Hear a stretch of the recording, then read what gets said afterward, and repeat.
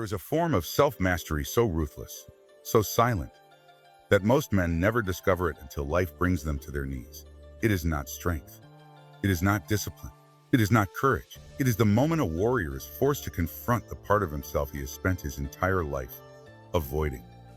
The fear behind the ambition, the ego behind the confidence, the weakness behind the armor. In ancient monasteries, masters called this confrontation the severing, a breaking and a beginning. This story follows a young warrior named Riku, a man trained in discipline, skilled in combat, praised for his potential, yet haunted by an inner storm he cannot name. His mentor, the old monk Kaizen, sees what Riku cannot. That true mastery does not begin with power, but with the courage to face the truth you refuse to meet. This is the path no one warns you about, a path carved in silence, sharpened by presence, and walked only by those willing to dissolve who they think they are, so they may discover who they truly are. If you enjoyed the video, don't forget to like, comment, and share, so I can keep bringing you great content. Scroll Chapter 1, the warrior who couldn't sit still. The mountain path twisted upward like an ancient serpent, carved by centuries of wandering monks and silent storms. Riku climbed with hurried steps, breath sharp, mind louder than the wind that scraped across the cliffs. He believed this monastery would finally quiet the restlessness inside him, the clawing anxiety that no amount of training, strength, or victories had ever silenced. But he did not yet understand. A man who runs from himself will never outrun the noise. At the gates, the monastery stood motionless, as if carved from stillness itself. Wooden beams weathered by rain, lanterns swaying gently, the faint smell of incense drifting through the cool air. And in the center of the courtyard, seated like a mountain disguised as a man, was Kaizen. The old monk did not rise. He did not greet Riku. He simply opened his eyes. "Why have you come?" he asked, voice calm as water. Riku bowed deep. Kaizen studied him, not his muscles, not his posture, but the tension hidden beneath the armor of confidence. "You seek strength," Kaizen said, "yet you tremble." Riku's jaw tightened. "I do not tremble." The old monk smiled. "Your spirit does." Before Riku could respond, Kaizen lifted a hand toward the weapons hall, then turned away. "You will not touch a blade here," he said. Not today, not tomorrow." Riku blinked. "But I trained for years." "That is the problem," Kaizen interrupted. "You have trained everything except your mind." Kaizen led him into a dim meditation chamber. Tatami mats lined the floor. A candle flickered in the corner. The air felt thick, heavy with expectation. "Sit," Kaizen ordered. Riku obeyed, lowering himself onto the mat. "And now," Kaizen said softly, "do nothing." Riku waited. For how long?" "Pop, pop." "Until the storm inside you calms." Riku swallowed. It's Kaizen looked at him with ancient, unshakable eyes. "Then you will learn why." Minutes passed like stones grinding against each other. Riku tried to breathe evenly, but his thoughts attacked him in relentless waves. Every regret, every failure, every insecurity he had buried under training surged up as if eager to be acknowledged. His legs twitched, his chest tightened. Sweat rolled down his spine despite the cold. He opened his eyes. Kaizen sat before him unmoving. "This is pointless," Riku muttered. "Ut came here to train, not to sit." Kaizen's voice cut through the room like a blade made of air. A warrior who cannot sit with himself cannot stand before an enemy. Riku clenched his fists. "I need action, motion, battle. That is where I find discipline." "No," Kaizen said. "That is where you hide." The word struck deeper than Riku expected. His breath faltered. Kaizen leaned forward slightly. "Tell me, Riku, when the world grows quiet, why do you become afraid?" Riku didn't answer. He didn't know the answer, or perhaps he had spent years avoiding it. The monk continued, "Men chase strength because they fear the voice they hear in silence. So they swing swords, they train bodies. They run from stillness because they fear what rises within it." Riku felt as if the walls themselves were pressing inward. Kaizen lifted a small bell and placed it at Riku's feet. "When you cannot endure the silence any longer," Kaizen said, "ring the bell." Riku exhaled shakily, determined not to surrender. The silence stretched again, thick, suffocating. His mind screamed. Memories he avoided clung to his thoughts. Faces, failures, shadows. Minutes turned to an hour. His legs burned. His breathing grew uneven. His chest felt hollow. And finally, he reached for the bell. His fingers trembled. Kaizen placed a hand gently over Riku's. "You lasted longer than you thought," he said. I lasted nothing," Riku whispered. I broke. No, Kaizen said. You cracked. Breaking comes later. Riku looked up, confused and slightly fearful. Kaizen continued. A strength built on avoidance is a fragile shell. The severing begins when that shell cracks. Riku felt something shift inside him. A tiny fracture, but a real one. Kaizen stood and gestured toward the doorway, flooded with afternoon light. Tomorrow, he said, you will sit again. And the day after that, until the noise inside you reveals its source. Riku rose, exhausted from the stillness more than from any battle he had fought. As he stepped into the courtyard, he realized the monastery was not quiet. He was simply loud, a storm trapped in human skin. And silence was the mirror showing him the truth he never wanted to face. He knew one thing with absolute clarity. This path would not make him stronger first. It would break him first. And the breaking had just begun. The forest outside the monastery breathed like a living spirit, quiet, ancient, and unsettling in its calm. Morning mist curled around the cedar trunks as if guarding something sacred. Kaizen walked ahead with steady steps, while Riku followed, still sore from the endless silence of the previous day. His mind felt scraped raw, as though the stillness had exposed nerves he didn't know he had. Where are we going? Riku finally asked. Kaizen did not answer. The monk simply lifted a hand, guiding Riku deeper into a part of the forest untouched by novice feet. Birds grew silent as they entered a grove encircled by moss-covered stones. The air thickened. Even the light dimmed. At the center lay a small pool, perfectly circular, surrounded by thin bamboo shoots that swayed without wind. Riku studied it. A pond? Kaizen shook his head. This is mirror water. Riku frowned. It looks ordinary. All truth does, Kaizen replied. The monk motioned him forward. Kneel. Riku obeyed, leaning toward the pool. The surface remained still, unnaturally still, as if it waited for him. He expected to see his reflection, the sharpness of his jaw, the warrior's gaze he had crafted through years of effort. But the water showed none of that. His breath caught. Staring back at him was a trembling boy no older than 7. Wide eyes, clenched fists, helpless fear carved across his small face. Riku recoiled. What is this? The truth beneath your armor, Kaizen said. The fear you have never outgrown. The one that followed you into every battle. Riku shook his head violently. That is not me. Kaizen whispered. It is the part of you you spend your life avoiding. And so it rules you. Heat crawled up Riku's neck. Rage, shame, confusion, all tangled into a knot he couldn't swallow. He tried again, leaning over the pool once more. The reflection did not change. The boy in the water stared at him with a trembling vulnerability. Riku despised. He remembered flashes he had buried, long nights alone, his father's harsh voice, the sick feeling of failing expectations he could never meet.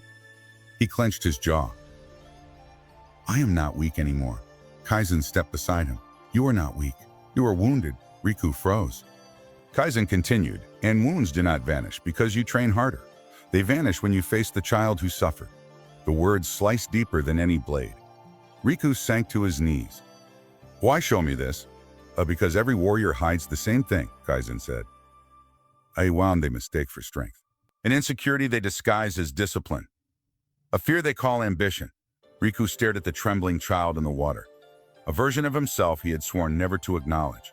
The boy's eyes reflected terror mixed with longing, as if begging to be seen after years of being ignored. Tears threatened, but Riku crushed them with pride. Kaizen noticed. Do not run from what rises. The emotion you resist becomes the master you serve. Riku's throat tightened. It humiliates me. A good, Kaizen replied. Humility is the first doorway to transformation. Riku gritted his teeth, but he couldn't deny the truth. Every battle he chased, every opponent he fought, every skill he perfected, all were attempts to silence this hidden fear. He had trained not to grow strong, but to grow numb. Riku forced himself. This time the reflection wavered. The boy shifted, becoming smaller, more fragile. Riku's chest ached. His breath shook. Shame turned to compassion without permission. Kaizen said softly, a fear is not your enemy. It is the messenger carrying the lesson you refuse to hear. Riku whispered, what lesson? That the warrior you try to become cannot exist until you heal the child you abandoned. Something broke inside Riku. Not violently, but gently, like a knot loosening after years of tension. The boy in the water blinked, and for the first time, Riku did not look away. Kaizen guided him to inhale slowly. Name what you feel. Riku hesitated. A fear. Of what? Silence. And then, not being enough. Kaizen nodded. That is the fear most men die with, you will not. Riku's reflection shifted again. The trembling boy grew clearer, calmer. Riku's chest softened in a way he didn't know was possible. Kaizen continued. And now breathe, slowly. Let the fear move through you, not around you. Riku inhaled. The forest exhaled with him. The child's face softened. The knot in Riku's heart loosened further, not erased, but understood. Kaizen finally stepped back. You have taken the first step of emotional alchemy, seeing the wound. The next steps will be harder. But now, you will no longer walk blind. Riku rose unsteadily, but something inside him felt lighter. The forest seemed less threatening, the air less heavy, his own spirit less chaotic. As they walked back toward the monastery, Riku glanced over his shoulder at the mirror water one last time. The surface rippled gently, as if the forest itself acknowledged his first true step toward mastery. And deep inside, he knew, tomorrow would not heal him. It would test him. The monastery awoke before the sun. The courtyard glowed with pale blue light as torches flickered along the wooden pillars. Riku expected weapons, intense drills, or at least something that resembled traditional warrior training. Instead, Kaizen handed him a broom. Riku stared at it. Master, what is this? Your next lesson, Kaizen replied. Riku waited for clarification, but Kaizen simply walked away. The broom felt like an insult, yet there was no room for protest. Riku swallowed his pride and began sweeping the courtyard stones. Each stroke echoed loudly in the quiet morning. Every fiber of his ego screamed at the humiliation. Warriors trained, fought, bled. They did not sweep. But Kaizen watched from a distance, his eyes reading every twitch of frustration on Riku's face. The task continued, hauling buckets of water up steep steps, polishing temple floors, bowing to monks younger and weaker than him. Every assignment felt like a deliberate attack on his dignity. By noon, Riku finally snapped. I came here to master myself, he said, storming up to Kuzan. Not to become a servant. Kaizen closed the scroll he was reading. You wish to master yourself? Then start by mastering your pride. Riku clenched his fists. This is beneath me. No, Kaizen said calmly. This is what is left when all that is beneath you is stripped away. Riku felt heat rise in his chest. We're breaking me on purpose. Yes, Kaizen answered without hesitation. You cannot transform without first being unmade. The words struck him like a wooden staff. Kaizen resumed walking, and Riku followed reluctantly. They moved toward a shaded garden where the air smelled of pine and wet earth. The place felt sacred, peaceful, yet Riku's spirit churned like a storm. Kaizen stopped near a stone lantern. Sit. Riku lowered himself to the ground, still burning with resentment. Kaizen sat across from him the way a mountain sits across from wind. What you felt today, Kaizen said, is the ego resisting its collapse. Riku gritted his teeth. I'm not weak. Ego is not strength, Kaizen replied. It is fear wearing armor. Riku looked away. Kaizen continued. Now tell me, did sweeping the courtyard make you weaker? Did carrying water diminish your skill? Did bowing steal your worth? Riku didn't respond. Kaizen leaned in. Or did each act simply reveal how tightly you cling to the illusion of who you think you are? Riku's breath faltered. The truth stung. He had spent years constructing his image, the fierce warrior, the disciplined fighter, the rising prodigy. Now a broom had undone him more efficiently than any opponent. Kaizen placed a pebble in front of Riku. This pebble does not brag. It does not fear humiliation. It is what it is, complete in its nature. Riku eyed the pebble, confused and irritated. Kaizen said, Emu no kokoro, the empty heart, is the warrior's true state. When your heart is empty of ego, you move with purity, you see clearly, you act without hesitation. Riku asked quietly, And mine? Yours is full, Kaizen answered. But too full to receive wisdom, too full to grow. Riku lowered his gaze. The truth weighed on him. Kaizen rose and gestured for him to follow. They walked toward the training grounds. Riku felt a flicker of hope, perhaps finally some real training. But when they arrived, Kuzan handed him a wooden ladle. Riku exhaled sharply. Again? Kaizen nodded toward a large basin. Fill it. Then empty it. Repeat. Riku's jaw tightened. He obeyed, lifting water, pouring it out over and over. It felt meaningless, degrading. But Kaizen observed with quiet intensity. Hours passed. Riku's back ached. His hands blistered. His patience frayed. But something subtle began to shift. His movements grew smoother. His breath steadied. The task became less humiliating and more meditative. The rhythm calmed him. Kaizen approached. "But you noticed the change?" Riku hesitated. "Yes, I feel less angry." "That is the ego's armor cracking," Kaizen said, "and not through force but through presence." Riku blinked. "A presence," Kaizen tapped Riku's chest lightly. "When you stop resisting reality, you begin to shape it." Riku absorbed the words. The stillness around him felt different now, not suffocating, but grounding. Kaizen continued. "The ego tells you, this task is beneath me. The spirit tells you, this task is before me. Only one leads to mastery up." Riku realized the truth. The humiliation wasn't in the task itself, but in what he believed it meant about him. Kaizen clasped his hands behind his back. "But tomorrow, your task will grow harder. Not physically, spiritually." Riku nodded, for the first time without resentment. Kaizen smiled faintly. "Good, the severing is approaching. And before that night arrives, your ego must be light enough to break cleanly." Riku felt both fear and anticipation coiling inside him. Something in him was being dismantled, painfully, deliberately. Yet it felt strangely necessary. He looked at his blistered hands. Perhaps this was strength too. A quieter kind. As the sun set behind the mountain, casting long shadows across the courtyard, Riku felt the faintest shift within his spirit, the beginning of surrender, not in defeat, but in awakening. The sky darkened earlier than usual. Thick clouds rolled over the mountaintop like a gathering of ancient spirits, heavy with unspoken warnings. The air shifted, cold, electric, humming with a tension Riku could feel in his bones. He stood at the edge of the courtyard, watching the storm swallow the last traces of daylight.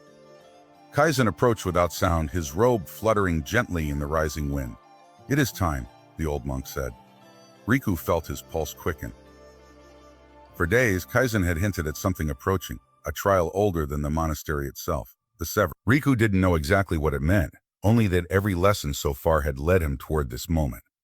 Kaizen guided him along a narrow stone path that snaked up the inner ridge of the mountain. Lightning cracked in the distance, illuminating carved statues of forgotten warriors lining the trail. Their expressions were serene, yet their presence felt heavy, as though each carried a fragment of the trials they once endured. "Master," Riku asked, "what is the severing?" Kaizen did not slow his steps. "It is the night you meet the part of yourself you fear most, and you do not leave until one of you breaks." Riku's throat tightened. "And if I fail?" Kaizen looked at him, eyes reflecting the storm. "Then you will return to the life you came from, stronger than most men, but never free." The path ended at an ancient stone hall built into the mountain. Its entrance was marked by a massive wooden door etched with symbols of storms, fire, and shadows. Riku felt the weight of generations pressing against him. Kaizen placed a hand on the door. Inside this hall, thousands have sat through their night of truth. Some emerged reborn. Others ran. A few never returned. Riku swallowed hard. "What must I do?" "Sit," Kaizen said, "and face whatever rises. No sword, no training, no guidance. Just himself." The monk pushed open the door. A cold draft escaped from within, carrying the scent of stone and ancient incense long since burned away. The hall was vast and empty, except for a single cushion placed in its center. Kaizen spoke softly. "The storm above you mirrors the storm within you. Let them speak to each other tonight." Riku stepped inside. His footsteps echoed against the towering walls. Kaizen did not follow. The monk paused at the entrance. "Remember, Riku, nothing you see tonight is new. It has always lived inside you." He closed the door. Darkness swallowed the hall. Riku sat on the cushion, breath shallow. A rumble of thunder rolled across the mountain, shaking the ground beneath. He closed his eyes. At first there was only silence, then came the whispers. Faint, distant, familiar, his own voice. "You are not enough. You will fail again. Everyone sees through you. You're still that frightened boy." Riku's chest tightened. Images flashed in the darkness behind his eyelids. Memories from childhood, failures he tried to forget, the face of his stern father, the disappointed eyes of those he tried to impress. His breath grew rapid. Lightning cracked, lighting the hall through its high windows. Riku trembled. "Not real," he whispered to himself. But the shadows swirling in the corners of the hall began to take shape. Darker, denser, forming silhouettes of figures he recognized. His father's outline. Former opponents, voices he tried to silence for years. The shadows began circling him slowly. Thunder roared overhead. Riku clenched his fists. "I'm not afraid of you." But the trembling in his voice betrayed him. One shadow stepped closer, its face shifting into the trembling child he saw at Mirror Water. The same wide eyes, same fear, The same wound. Riku's breath shattered. "Ah, no," he whispered. "Ah, not again." The child reached out a hand, not in threat, but in plea. And for the first time, Riku didn't try to look away. The hall suddenly echoed with the storm's fury. Rain pounding the roof, wind screaming through cracks in the stone. The shadows flickered violently around him. His heartbeat matched the rhythm of the thunder. The child's voice filled the hall. "You left me behind." Riku's chest broke open. Tears he'd never allowed himself streamed freely. "I'm here," he whispered. "I won't run anymore." The shadows froze. The storm paused. Riku reached out, slowly, painfully, and touched the child's hand. The moment he did, the shadow dissolved into light, fading like breath on a winter morning. The other shadows recoiled. Some vanished instantly. Others shrank, losing their terrifying form. The fear didn't disappear, but its shape changed. It softened. A clarity spread through him. He realized he had spent his life fighting shadows born from the child he once was. Shadows created by loneliness, pressure, fear of inadequacy. He wasn't fighting the world. He had always been fighting himself. The storm outside began to quiet. The darkness in the hall thinned as the first hint of dawn crept through the windows. Riku rose slowly, body trembling, heart strangely light. When the door finally opened, Kaizen stood there. Riku met his gaze with eyes changed by the night. Kaizen nodded once. "You have severed the old self." Riku stepped into the cool morning air, a man unchained. Morning light spilled across the monastery in soft gold, washing over the stones, the wooden beams, the distant peaks. Everything looked the same. Yet to Riku, nothing felt the same. The storm of the severing had stripped him bare. His chest felt open, steady, spacious in a way he had never experienced. Even his breath moved differently, flowing instead of fighting. Kaizen waited for him in the courtyard, hands folded behind his back. "You have survived the night most men avoid their entire lives," the old monk said. "And now the real training begins." Riku bowed deeply, not out of duty, but out of gratitude. The arrogance, the sharp edges of pride, the restless hunger that once drove him, all had softened, not gone, but transformed. Kaizen gestured for him to follow. They walked toward the training grounds where wooden dummies, stone pillars, and suspended ropes stood ready. Riku felt a flicker of nervousness, not fear, but a calm anticipation. Kaizen picked up a wooden staff and handed it to him. "A strike," he commanded. Riku inhaled, grounded himself, and stepped forward. His movement was clean, controlled, and powerful, but not rushed. The staff cracked against the dummy with sharp precision. Kaizen circled him slowly. Again, Riku struck. Then again, and again. But this time, something was different. His body didn't push. It flowed. The strikes came not from force, but from presence, as if his movements grew from the ground beneath him, not from tension within him. Kaizen nodded. "You see now." Riku paused, catching his breath. "See what?" "That strength without stillness is wild," Kaizen. "And stillness without strength is hollow." He guided Riku's stance, adjusting the tilt of his shoulders and the looseness in his grip. "You have spent years trying to control your chaos. But after the severing, chaos has nothing left to hold on to." Riku felt the truth in his bones. For hours they trained, not in frantic drills, but in slow, intentional motion. Every strike followed a breath. Every shift of the feet anchored in silence. The world around him sharpened, the sound of bamboo rustling, the weight of his heartbeat, the warmth of sunlight on his forearms. All of it felt connected, like parts of the same living rhythm. Kaizen watched with rare satisfaction. "Your movements have changed." Riku exhaled. "It feels easier." "Because you are no longer moving against yourself," Kaizen said. "Most warriors waste their energy wrestling with their own mind. You have begun to align with yours." They shifted to footwork training. Riku stepped lightly across the stones, each movement deliberate. He was faster now, but calmer.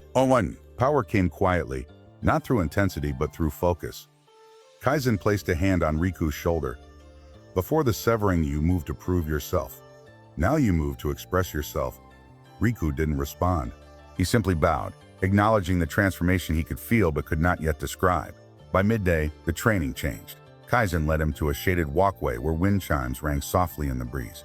"Sit," Kaizen said. Riku sat cross-legged. "And now walk," Kaizen said. Riku blinked. "But you told me to sit." "Yes," Kaizen nodded. "Walk while sitting." Riku frowned, confused. "I don't understand." Kaizen tapped his chest.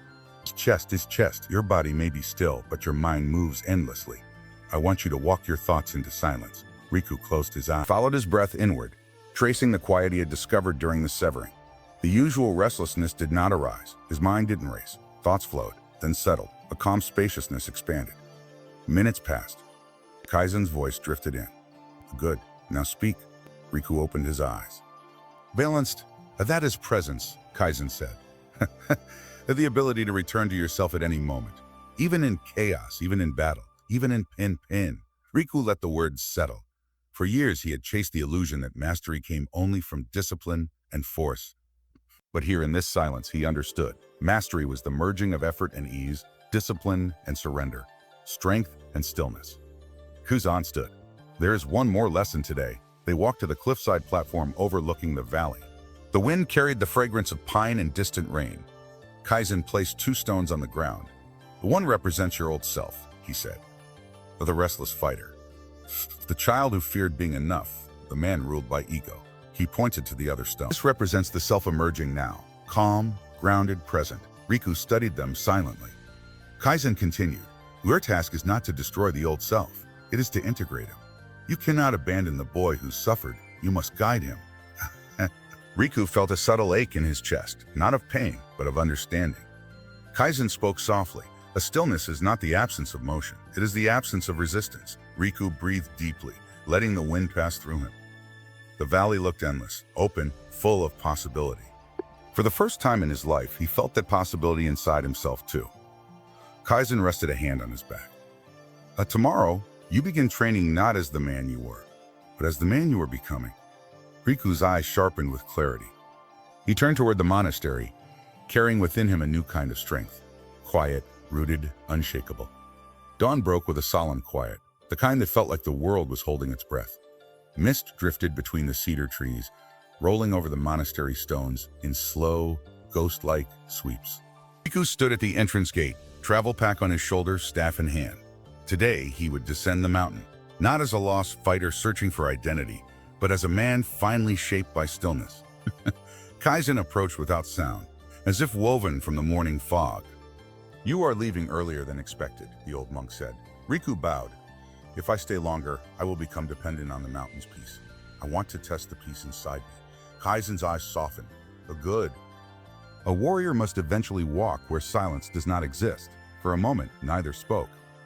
There was no dramatic goodbye, no ritual, no grand ceremony.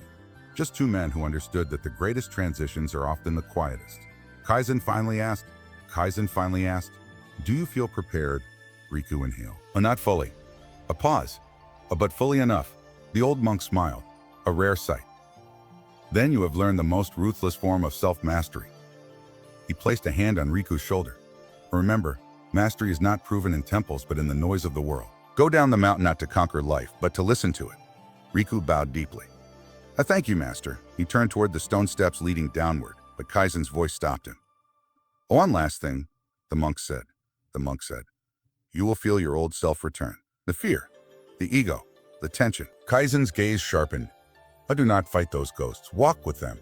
Riku nodded, then began his descent. The forest greeted him with birdsong, winding paths, and beams of sunlight piercing through the leaves. The silence of the mountains slowly changed into the hum of life. Insects buzzing, branches cracking, distant rivers flowing. For the first time, Riku felt not overwhelmed by the world, but synchronized with it. Halfway down, he encountered a village festival in chaos. Shouting merchants, children running, 2 samurai arguing loudly beside a sack stall. Before his training, such noise would have irritated him, tightening his jaw, quickening his breath. But now, nothing inside him moved. He walked through the crowd with calm steps, observing everything without absorbing anything. He felt the difference immediately. Stillness wasn't fragile. It held against the world because it came from within him, not from the monastery. Near the edge of the village, a young boy crashed into him, falling backward. Riku caught him by the wrist before he hit the ground. Sorry, sir, the boy said, breathless. They're chasing me. 3 older boys rushed toward them. Riku straightened, stepping calmly between them. What's happened? He asked. He stole our rice cakes, one shouted. I didn't steal them, the young boy protested. My sister is sick. I just needed something for her to eat. The older boys glared at him, ready to strike. Riku's voice was steady. A violence will not feed your sister. he told the younger boy. Then he turned to the older three. And anger will not restore what you have lost. The older boys hesitated. Riku reached into his pack and placed food in the youngest boy's hands. Take this to your sister, but repay kindness when you can. Do not run from it. The boy nodded, eyes wide with gratitude, then sprinted away. The older boys lowered their fists, confusion and shame mixing in their expressions. Riku simply bowed and walked on. He did not feel heroic. He did not feel proud. He simply acted from stillness and kept moving. As the day faded, Riku reached the foot of the mountain. A wooden bridge arched over a river glowing with sunset light. He stopped in the center, resting his hands on the railing. In the reflection on the water below, he saw something unexpected. His face looked the same, but his eyes had changed. The old restlessness had dissolved into quiet clarity. He no longer looked like a man running from himself. Kaizen's teachings returned to him. A warrior's true journey begins when no one is watching. Riku whispered into the wind, I understand now. The river flowed beneath him, steady, effortless, patient. He would face hardship again, fear again, ego again, temptation again, but none of it scared him anymore, because mastery, he now knew, wasn't a final state. It was a returning again and again to silence. Riku straightened and continued walking, following the dirt road that disappeared into the horizon. He didn't know where he was going, and for the first time in his life, that felt right. His steps were light, his presence solid, his spirit unshaken. He was no longer the warrior seeking strength. He was the warrior carrying it. And the world, loud and chaotic and imperfect, awaited his quiet mastery. The most ruthless form of self-mastery is learning to walk calmly into a world that once controlled you, and discovering it no longer can.